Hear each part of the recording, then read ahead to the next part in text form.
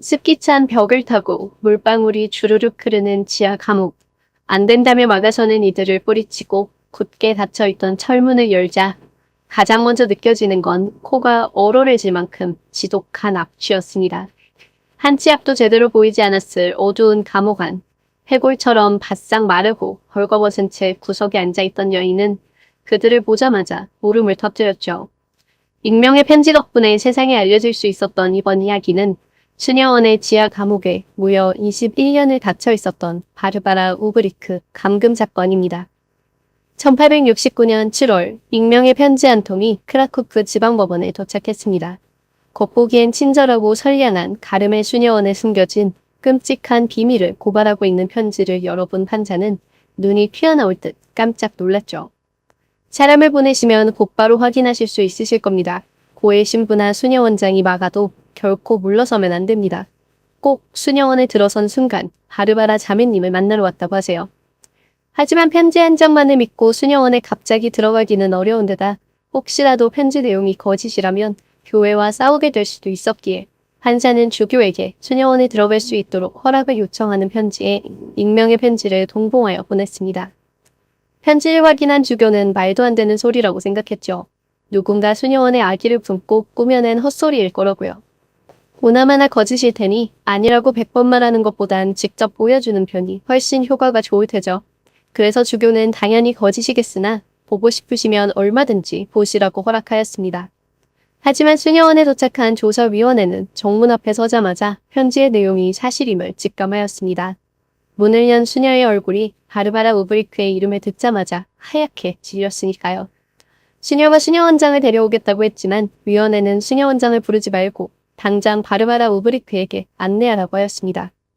그들은 그렇게 깨끗하고 햇빛이 반짝이는 수녀원의 내부를 지나 돌계단을 따라 아래로 어두컴컴한 지하로 내려갔습니다. 거기서도 습하고 추운 복도를 한참 걸어간 끝에야 굳게 닫힌 철문 앞에 멈추어 섰죠. 문을 열라고 하자 그들을 안내한 수녀는 열쇠는 수녀 원장님이 갖고 계신다 하였습니다. 그제야 그들이 온 걸 알게 된 수녀 원장은 아주 크게 분노하며 감히 수녀원에 멋대로 들어온 그들을 주교가 가만두지 않을 거라 엄포를 놓았죠. 하지만 주교가 허락했다는 증거를 보자 할 말이 없어진 수녀 원장은 이번에는 여기에 맞는 열쇠가 없다며 오후에 돌아오면 열쇠를 찾아두겠다 하였습니다. 말도 안 되는 변명이었죠.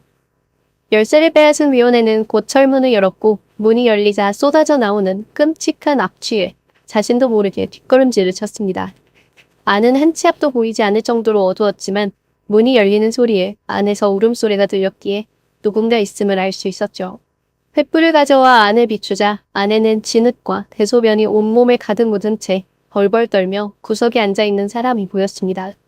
얼마나 충격적인 모습이었는지 사람이 아닌 거의 짐승처럼 보였다고 기록했을 정도였죠.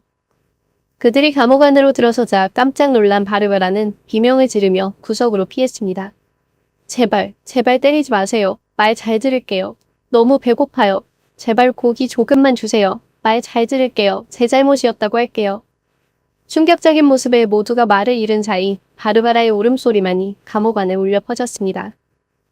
바르바라가 무려 21년을 감금되어 있던 감옥은 크기도 길이 2m가 조금 넘고 넓이는 2m도 되지 않아 작디 작은 축축한 돌벽으로 둘러싸인 공간이었습니다. 원래 있던 작은 창문조차도 벽돌로 막아놓아 햇빛이 조금 더 들지 않는 감옥 안에는 침대나 의자도 없고 이불조차 없었습니다. 변기마저 치워버렸기에 변소라고 해봤자 바닥에 덩그러니 난 구멍뿐이었죠. 방에 있는 건 곰팡이 핀 감자 2개와 물병뿐이었습니다. 게다가 감옥은 온 수녀원의 분뇨와 오수가 모이는 정화조 바로 위에 있어 끔찍한 악취는 끊이지 않았죠. 훗날 바르바라는 이 어둡고 좁은 감옥에서 제정신을 유지하기 위해 절절한 기도를 하고 머리의 모든 머리카락을 한 올 한 올 반복해서 세며 시간을 보냈다고 이야기했습니다. 바르바라에게 왜 여기에 갇히게 되었던 건지를 묻자 바르바라는 자신이 독신서약을 어겼기 때문이라고 답했습니다. 그러며 분노가 치밀어 오른 바르바라는 자신을 지켜보는 다른 수녀들에게 소리 지르며 달려들었죠. 하지만 여기 이자들도 순수하지 않기는 마찬가지다. 결코 천사 같지 않지. 수녀들 곁에 있던 고의 신부를 본 바르바라는 그에게도 달려들며 이 괴물이라고 외쳤습니다. 썩어가는 음식만 먹고 살아 몸무게가 겨우 34kg이었던 바르바라는 곧장 감옥에서 구출되어 21년 만에 따사로운 햇볕을 쬐고 신선한 공기를 마실 수 있었습니다. 하지만 이런 상황에서조차 가르멜 수녀원의 수녀는 이곳을 떠날 수 없다는 규칙 때문에 바르바라를 수녀원에서 아예 데리고 나갈 수는 없었죠. 다음 날 상황에 충격받은 주교가 바르바라를 수녀원의 규칙에서 풀어준 뒤에야 그녀는 병원으로 보내졌습니다. 고의 신부와 수녀 원장은 그 자리에서 체포되었죠. 비밀리에 진행하려 한 사건이었지만 워낙 충격적인지라 곧 이야기는 퍼져나갔고 크라쿠프의 시민들은 크게 분노하였습니다. 각계각층의 사람들이 하나로 모여 가르멜 수녀원으로 달려갔고 창문을 부수고 정원을 망가뜨리며 수녀들은 나가라고 외쳤습니다. 경찰과 군대가 그들을 해산시켰지만 다음날 더 큰 군중이 수녀원 앞으로 모여들었고 그날 밤에는 4,000명으로 들어있었죠. 군대가 칼을 뽑아둔 뒤에야 이들은 흩어졌지만 바르바라 사건으로 인한 교회를 향한 분노는 다른 수도회로도 퍼져나갔습니다.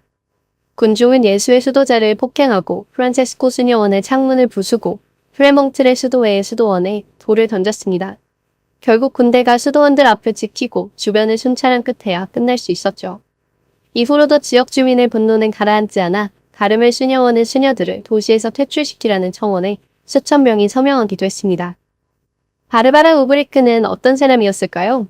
1817년 7월 14일에 태어난 아나 우브리크는 부모님이 돌아가신 후 21살의 나이에 수녀원에 들어가기로 합니다.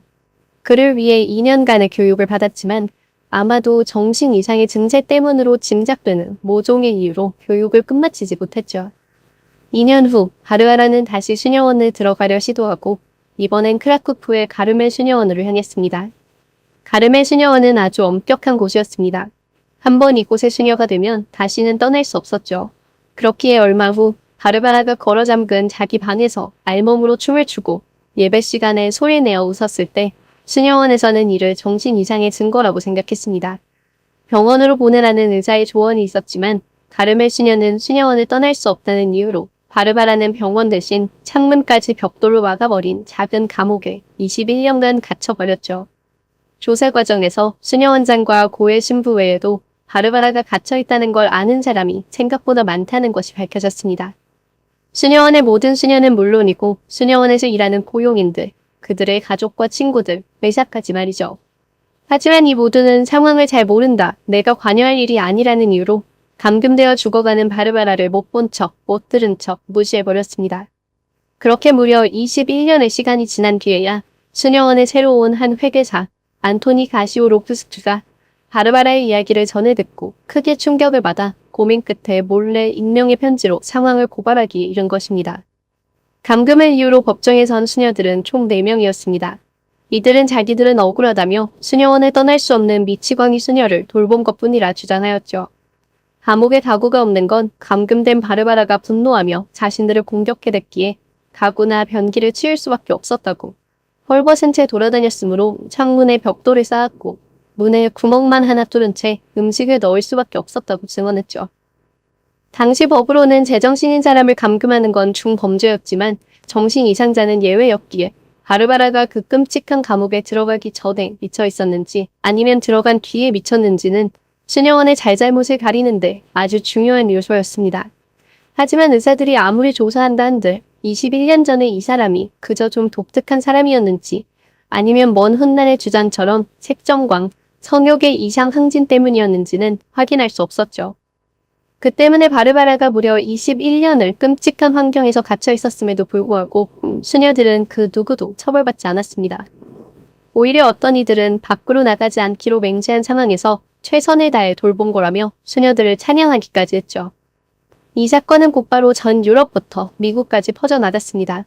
대중은 바르바라의 사건에 큰 관심을 가졌고 이는 곧 반카톨릭주의의 주장을 홍보하는 사건이자 수도원을 개혁해야 하는 근거로 제시되었습니다. 비극적인 사랑의 끝에 수녀원에 가게 된 순진한 아가씨가 감금되어 온갖 신체적, 정신적, 성적인 고문을 당하다 미치거나 살해당하는 식의 이야기는 곧 대중이 즐기는 하나의 장르가 되어 자극적인 기사, 서적, 소설, 연극까지 쏟아졌죠.